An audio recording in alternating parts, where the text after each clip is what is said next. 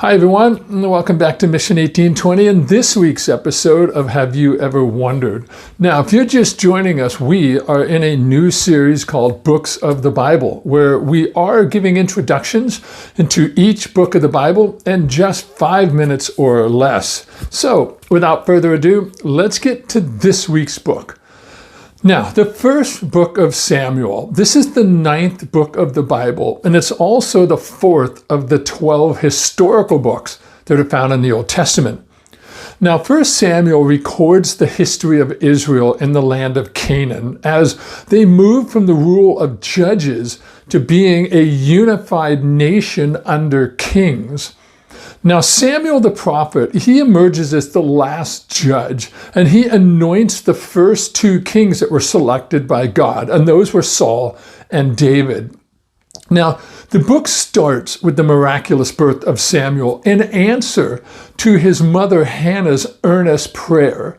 Now, as a child, Samuel lived and he served in the temple as God had singled him out as a prophet. Now, the people of Israel, they wanted to be like the other nations who had kings.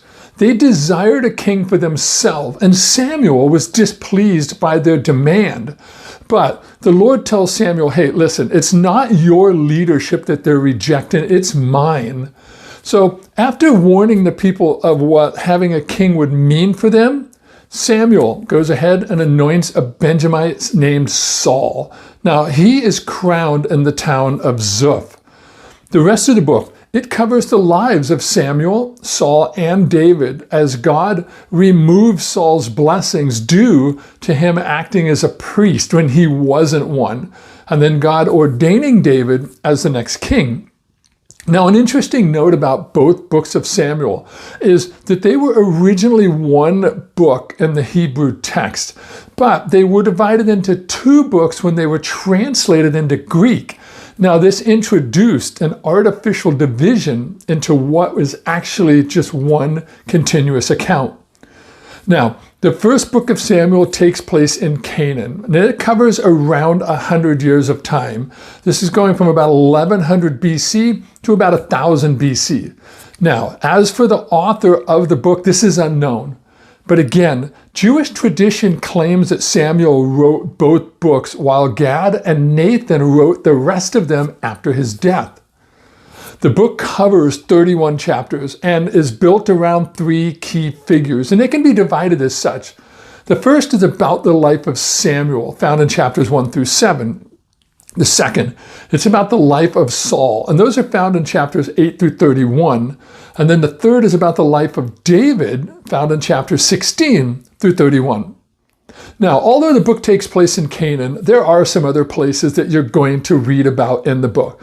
You're going to read about Bethlehem. This is where David was anointed king by Samuel. You read about Mizpah, Ramah, Shiloh, and then lastly Zuph, and this is where Saul was anointed king by Samuel.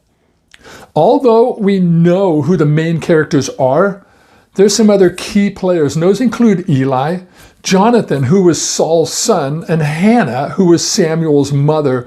And then you're going to read about Goliath, the giant. You know, the tragic story of Saul it's a study in wasted opportunity. See, here was a man who had it all. He had honor, authority, riches, good looks. This guy had everything. Yet he died in despair, terrified of his enemies, and knowing that he had failed not only his nation and his family, but he also failed God. David, on the other hand, he didn't seem like much at first, but God sees the heart, and he saw in David a man after his own heart. You know, like all of us, David had flaws. However, the humility and the integrity of David, coupled with his boldness for the Lord and his commitment to prayer, this sets a pretty good example for all of us to follow. Now, I hope this introduction is going to get you excited about the first book of Samuel. So God bless, and thanks for watching.